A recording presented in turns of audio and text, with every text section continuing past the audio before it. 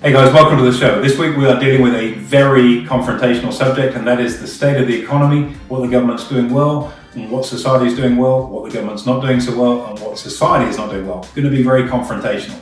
We're going to look at the trends in the job market, we're going to look at the trends in the economic statistics, but most importantly, we're going to look at a route map that's going to help just about everybody find themselves in a better position financially than what they might be right now. Hope you enjoy the show. See you in there.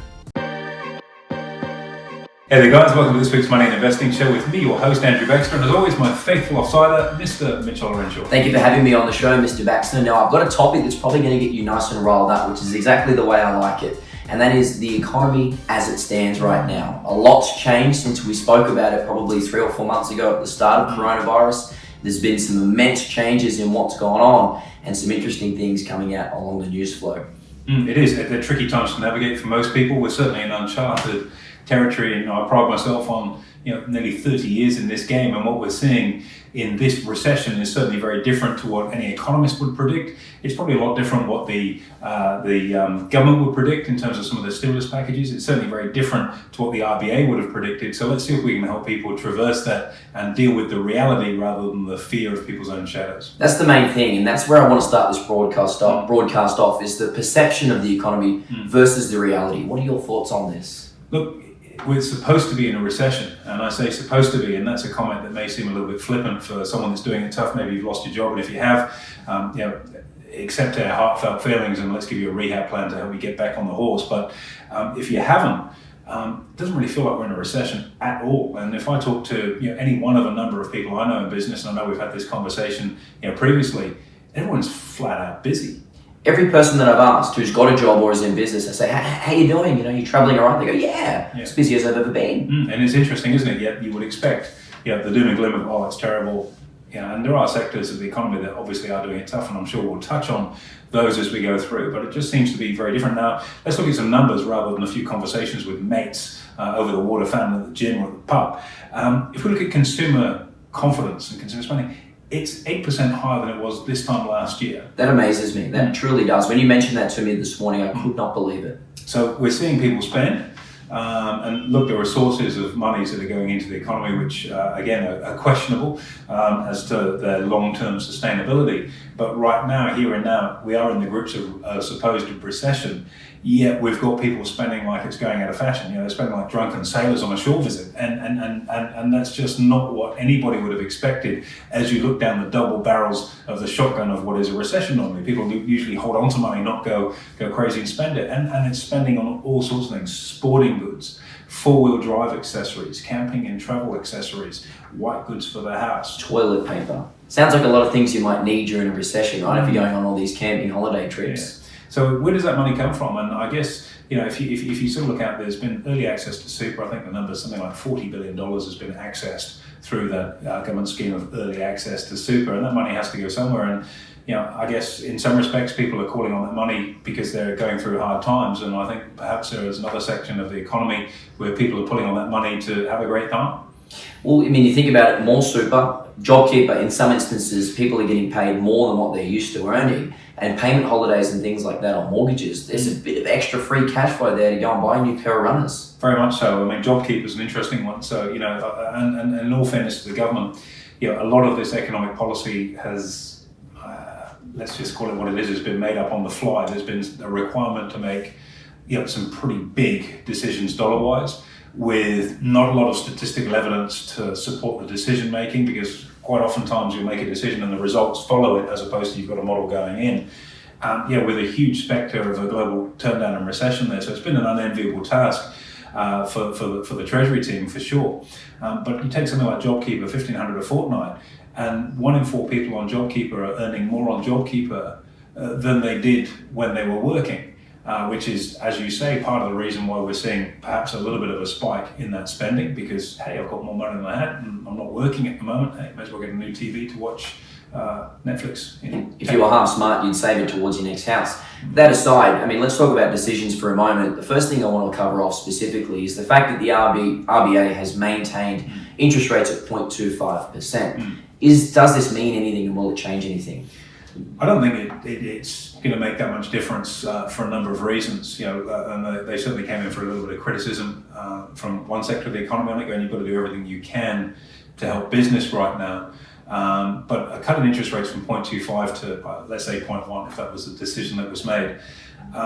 If you have a mortgage or borrowing at this point in time, and you're able to service it, that cut, given how low interest rates are at the moment anyway, is barely going to have an impact. So really no marginal changes. Not if you're someone that's servicing your mortgage. And if you're someone that can't service your mortgage, well, you've got a 6-month payment holiday anyway. So even if you were to cut interest rates, it's not going to have an immediate effect. It's going to be delayed for when that payment holiday comes to an end for many people, which, there's 5 months or 4 months up the sleeve of the RBA before they've actually got to implement that. So they may choose to make that decision down the track. And once you've opened the door and the cat's out of the bag, it's out. You can't then change it. So I think they're probably doing quite a good job of not caving into a little bit of pressure and actually seeing things as they are. And that consumer confidence number in retail spending would be one of the reasons probably why they've held off.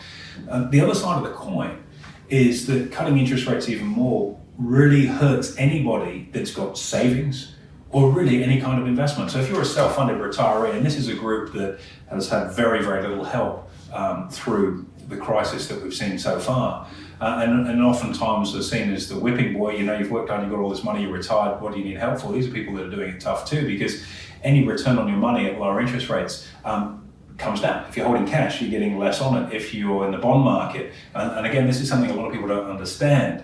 If interest rates are cut, that's the risk-free rate of return getting lower. And when the risk-free rate of return gets lower, all investment returns trickle down as well, whether that be the stock market and dividends, yield on property, corporate bonds, everything comes down. And that really does impact on people that are net in a savings position and are investors. Does that mean they'll begin to start chasing returns through, say, corporate bonds? Potentially they shouldn't be usually investing and taking more risk? Yeah, look, I've seen that a couple of times too, and you do come a crop of doing that. For a lot of self-funded retirees, that need to generate more income from a fixed pool of asset. If you're not working anymore, you can't top it up. Has resulted in people chasing yield, and we saw mortgage funds, for example, during the GFC really blow up. They're offering investors 13-14% return, but the capital's all gone, so it wasn't that good an investment for people that were caught up in those. And look, your security on a mortgage fund, if it's second mortgage, is non-existent virtually anyway. So they're very high risk investment despite how they've been portrayed in the past. So you've got to be very minded not to chase returns. So no, I think the RBA's decision was the right decision. Okay. They'll come into a lot of flack because there are a lot of people unemployed, and that number is increasing. We just saw another couple of thousand come out from 3,000 from Virgin this morning. So the unemployment rate is going to continue to go up. But that cut in interest rates, I don't necessarily think is going to have any kind of immediate impact on the economy. And I think the RBA have been quite smart keeping their powder dry. Great, some good advice there. No cut, no change. Let's segue that into then maybe something probably not as good news is the cuts in the Virgin employment. They've just laid off 3,000 staff. They've pretty much axed Tiger Air, which is their budget version of their airline. What are your thoughts? Is this the new norm? But very sad, firstly. I mean, we've had a long affiliation with Virgin. I don't know how many million miles we've clocked up with them over time, and really feel for the people there because it's tough. And this leaves an individual in a very, very precarious position. In the economy right now, there are very clearly winners and losers. We're looking at payment service companies like Afterpay doing very, very well. We're looking at the mining sector doing very well, and we'll talk about some of the other stocks that aren't shortly. If you're employed, or have been in the case of the staff at Virgin, or Tiger, should I say, in a sector that's very vulnerable, and let's face it, travel and tourism are probably up there at the sort of zenith of high-risk professions right now in terms of job security. You could probably follow that with hospitality and a few others sort of filling in behind. Unless you've had the ability to pivot, which is very hard to do as an employee, the outlook is pretty bleak. When are you going to be booking a flight to go overseas or travel domestically? You can't. So, Queensland locked its borders today to the southern states. So all of a sudden, that notion of being able to fly anywhere is just simply not possible. And if you're employed in a sector that does that, it's never been more important to pivot and to retool and to reskill and very urgently move into a new space. And that's quite hard to do because there've been an awful lot of shell-shocked people today that have been laid off. And look, and again, not being flippant or condescending, it probably comes as no surprise, but like all of us, if we're in that position, you're just hoping it's not going to happen, and hope's not a strategy, unfortunately. It has happened. So let's say you're in a situation where you've been laid off. what are your prospects of regaining employment in the airline industry, in the next 6 to 12 months? And the answer is pretty low, because there's 3,000 at Tiger, there was 6,000 at Qantas not too long ago. There will be more to come because people simply aren't traveling, and companies don't have the ability to pay benefits open-ended when the cash register is not turning over. And I'm sure we'll talk a bit about some of the government stimulus in a minute, which probably will open the door on that. So for someone in that position, it's very difficult. We'd love you to reach out to us. I promise you we'll look after you with something that's going to help you rebuild, retool, and take some of that financial pressure off. Because the biggest danger, let's say you got laid off and you've been given a redundancy package. Let's say it's 30 grand. I mean, it could be more, could be less, doesn't matter. You've got 30 grand now and you think, well, I've got to go into conservation mode and hold on to this very, very tight. The challenge is, in 6 months' time, if you haven't got a job, that 30 grand that you're holding on tight, you've cut down your discretionary spending, but you're going to get through it, and you've got less of an asset to work with over here. My suggestion would be, if you're in that situation, use that money wisely and get it working for you. Upskill, get educated, and get that money working. And in 6 months' time, if you don't have a job, at least you've got that money working in a way where it's going to last a lot longer and get you there. The worst thing you do is be holding on to it and not investing in yourself. Don't spend it. Don't be crazy and go to Harvey Norman and do something like that. I've got no problem with Harvey Norman, great stock. But don't be doing anything nuts like that. Invest in yourself and learn how to manage that nest egg very, very quickly, because things are not likely to change for you in that chosen profession. Alternatively, seek a different sector pretty quickly, because there's no light at the end of the tunnel for the airlines, unfortunately. It's simple advice, but it's good advice. And look, I mean, there's somewhat, 42 million, say, for example, Americans that are unemployed at the moment. Do you think we'll continue to see the unemployment trend increase the way it is at the moment here in Australia? I think that there are two ways of looking at it. I think we're going to see unemployment increase, and I went public on that a couple of weeks ago, so I think we'll see 20% unemployment if you look at the real number, sure, as opposed to the seasonally adjusted, statistically nailed number that's a little bit lower. And I think we'll see that get up to 20%. I mean, that number, by the way, isn't 6 or 7, it's actually 13 in reality, so we're not that far from 20. Josh Frydenberg also confirmed that too, didn't he? Absolutely, and I think he's played a pretty straight bat through this, and he's in a very, very difficult position. The amount of moving parts going on right now would be enough to really challenge any Treasury minister right now, and he's doing a reasonable job with the situation he's been given, and everyone's going to say they're not doing enough, but this is just such an unknown playbook that you've just got to kind of work through what comes next and build it as you go on. So for someone that's in that unemployed state, or in terms of what I think we're going to see with unemployment, there are two things. There's unemployment and then there's underemployment, and that's where people have got a job. Let's face it, if you work 2 hours a week, technically you're not unemployed. So you can see how that statistic can easily be manipulated. If you've got a part-time job where you're doing some casual work, you work 5 hours a week, to all intents and purposes you don't have a job, but you don't count on the unemployment figure. So I think you're going to see quite an increase in underemployment, where people are starting to take any job to keep that cash flow happening. And I encourage people to do that.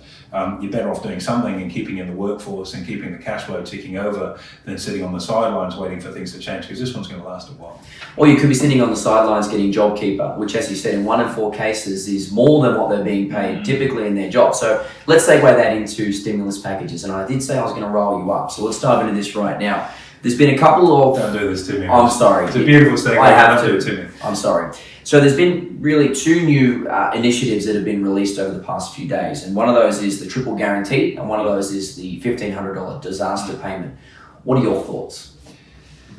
Where do you start? This is going to give our editing team a little bit of work to do. But let's start with the triple guarantee. Let's start with the JobKeeper first of all. So 1 in 4 people are getting paid more than what they did when they were working, which is just unconscionable. That's the taxpayers' money being totally torched by people that are not exploiting a system. They're just playing the rule book. That's not their fault. They're just playing the rule book. The worst thing about that whole scenario with JobKeeper, though, and this is the issue that probably gripes me and any business owner more than anything, if you have people that are on JobKeeper, and let's say you've got them laid off and say, we've got no work, here's your $1,500 a fortnight, when we've got something, we'll let you know. In the meantime, as the employer, you're still accruing all of the holiday and sick pay for those people. It's ludicrous. And so they potentially are at home, to all intents and purposes, on unforced leave, I get that, but they're not working, yet you're having to double up and cover their leave and their sick pay. And it's absolutely ridiculous, because from an employer's perspective, if you've laid people off, there's no turnover in the business. yet your debt and liability is increasing and you've got no money to pay it with. And I suspect what you're going to see coming over the hill, in 3 to 6 months' time, are a lot of smaller businesses folding. But because of the structuring that they've got, and they haven't maybe had good advice in terms of, and let's face it, most small businesses don't have access to really good quality advice on either corporate structuring and tax management and so on. They're too busy trying to get the wheels turning and make a living and maybe employ some people. As the employer, you could become personally liable for those expenses that you had no money coming in the business, the accrued holiday pay and sick pay, and you could potentially go bankrupt on the back of it, and all you try to do is keep your business going. And some of the advice that we're seeing coming out now is if you feel that you're in that position, close your business down so you don't accrue that liability. And I actually agree with that. I think you're better off cutting it now, stopping the JobKeeper for those people because it's a ghost job. Bad news for those people. But even worse news for you if you're accruing all of these expenses that you're going to be personally liable through no fault of your own. So that's one flaw that's in the system. And I know it will get modified. It was put out very, very quickly to try and keep some air in the tires. But if the business is done, close it. Sure. You shouldn't be keeping it on life support. If it's gone, it's gone. Have a stop loss. And it's a waste of the taxpayers' money to do that. Sure. The business is gone, the job's gone. There are better ways that you could keep that business afloat. And one of the things I've been a huge advocate of is cutting the corporate tax rate. And that's not making the rich richer. It just means that the cash flow within the business is going to be easier to sustain more employees. The money's being directed in the right way in terms of keeping the business going, and people have got the dignity of still actually having a job. Now, of course, people say, well, the boss makes more money. No, they don't, because to be able to pull that money out, you're still going to pay your marginal tax rate. You're going to pay full tax on it anyway. So there's no extra benefit for you as an individual. It means that the business has got a far higher probability of surviving, which long-term for the economy is what should be happening. It's pretty smart. And look, talking about getting paid, let's talk now about the disaster payment, which is $1,500 if you're in trouble. Don't do this to me. How far is $1,500 going to go? Is it really, should you be spending it? There's so many questions that come to my mind here. Who's eligible for it? I'd love to get my slab of it too. I'll have some. The reality is this is something that's come along, and throwing some money to say, oh, I'm sorry, there's a disaster. If you're in lockdown, and again, we're going to get our haters for this, and I don't say this to stir people up. It's something I feel very passionate about as a taxpayer and as an employer, and we've all got our right to have an opinion on this. The reality is, if you're in lockdown, why do you need more money? You can't spend anything. You should be saving. Good opportunity to regroup. You get food and things like that coming in, but you don't need to be buying a new pair of sneakers. Or you don't need to be buying new white goods. You don't need to be buying all this stuff, and getting given money to do that, it's unconscionable. In a functioning economy, people are paid based on the value that they bring to the table. And if you work, you bring value to the table, you get paid more. If you don't work, the value you bring to the table is less, and therefore you get paid less. And that's simple economics. And again, people go, that's so right-wing to be saying that. If it's right-wing, so be it. But it's also the reality of how economics works. Otherwise, we could just all shut up shop and sit at home and get paid for nothing. Exactly. And I'm just not sure with $1,500, the longevity of where that money's supposed to go. I mean, it's too little to invest. You can't really spend it on anything that's going to make you more money. I mean, what do you have? What else do you spend it on? Food or discretionary goods? I had an interesting conversation with my local newsagent the other day, and I happened to pop in to pick something up. I said, how'd you go with the $750 one-off for people that are, the one-off payment from the government? He said, we have more people high in the shop buying scratchies that day than I've ever seen. That doesn't surprise me one bit. No, it's an extraordinary up. And then that's just anecdotal observations of where some of this is going. Now, if we look at the subsidy for people that are in childcare or have got their kids in childcare. Yes, the triple guarantee. So if you're not working, why are you sending your kids to childcare? You should be taking care of Aren't you your a parent? Aren't you supposed to be at home doing this? You might be busy doing your job applications, but do your job as a parent first. And that notion of, we'll keep sending the kids over there, albeit at the taxpayer's expense. At some point, somebody has to pay for all of this. And I think, it's probably good for votes. Let's call it what it is. And it's good to sort of get a level of public opinion where we seem to be doing the right thing. But sometimes you've got to take a step back and do what's right. And real leadership is about doing what's right, not what's popular. Sure. And I think we're at a stage now, we're a very, very critical stage where, as Josh Frydenberg said, relative to most countries, we're in a far better position economically and debt-wise. And the reason they're saying that isn't to brag, it's not a re-election manifesto, it's very specifically so that when we go to the credit markets, if we need to, we're in better shape than most countries are to do that. But at the same time, they've got to look at where this is going. And we've taken an economy that was nicely in balance in terms of the trade surplus, trade deficit, we're talking about budget deficit, budget surplus, which has been totally blown out of the water. And it would be. We've had to use firepower here to try and steward the economy through. But I do believe it's time to have a look at how effective those measures have actually been and bring them into line with something that's perhaps a little bit more sustainable. Sure. And anything that can help business keep people actually at work and employed has to be a good thing. And anything that rewards people, and reward is a tough word, but if you're one in 4 people that are getting more income by being on JobKeeper than back at work, what's your incentive to go in the workforce? There is none. And you should never create a society like that, because work is not an option. You should be a contributing member to society. And look, we've seen this firsthand. We've run adverts for some specific roles within our business, as a quite well paid role, and you get 2 applicants. I could not believe that. We actually had to chase those guys down too, I remember. No one wanted to work here. No one wants to work. It's just like, it's cruisy, I'm surfing every day, I'm just looking to see what's about, I might come back in a couple of months' time. And there's no pain pressure on people to have to step over that line. Yet on the other side of the ledger, a lot of small businesses are experiencing excruciating pain just to try and keep the wheels turning, to stay afloat long enough to get through this. And for those guys, particularly in Victoria, that are in lockdown once again, I can only imagine the psychological damage this is doing. It's been tough for a lot of people out there, and I've got very close friends that have been in particularly in hospitality, that have been shut down, they're back open at the moment, and you hope and pray that it stays that way. This is very, very tough, and that pain needs to be spread out, and it should be an incentive to be on this side of the line, contributing to a fix, rather than being on this side of the line, contributing towards it. It's pretty hard hitting, but it realistically is the truth, and people need to hear it out there, and so too does the government. So if anyone's listening from the Liberal or Labor parties, please take notes. Look, if only it were so simple. The moving parts that are being dealt with are huge, and they're always going to be the stories of the 1% stories that rile people up and go, I know someone that did this and did that, and which is the sort of typical public opinion on things. You see that minority story. But we are in very, very challenging times, and this is a time as a society where we've got to be able to galvanise together and pull through this, as opposed to what we have currently, which is arguably the most divisive society I've ever seen in my lifetime, where you've got this sort of dichotomy between people that want to challenge everything and people that recognise that this is a big problem and the only way to survive it is to just try and push through. Take the Nimrod, let's call it Karen, that was at Bunnings the other day berating the staff there, and full credit to Wesfarmers, they have some of the best trained staff on the planet. The team at Bunnings are exemplary at what they do, and you've got some absolute Nimrod, and I hope she's listening to this and she should be thoroughly ashamed of the way that she went about that. Berating people that are just doing their job that they're getting paid to do in an attempt to be the greater good for society. If you're told, I don't care what the legislation is, whether it's masks on or masks off, if there's legislation for it, just do the right thing. And be nice to people when you do it. They're only doing their job. There's no excuse for this. There was a police officer assaulted and knocked unconscious the other day by an anti-masker. Like, the guy's just doing his job as a police officer, as a female police officer. And she's in a coma now as a result of just going to do her job. And that divisive society is not how we're going to get through this.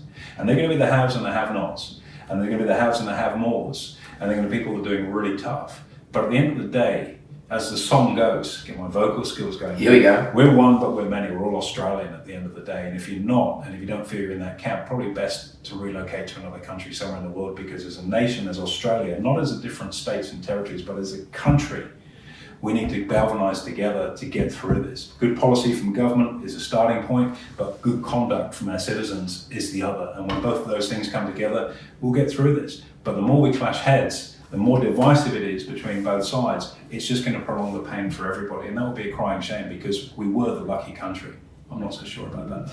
Look, that's both informative and motivational. So thanks for sharing that, AB. Now, we're coming to the end of the broadcast. There's been a lot in here to unpack.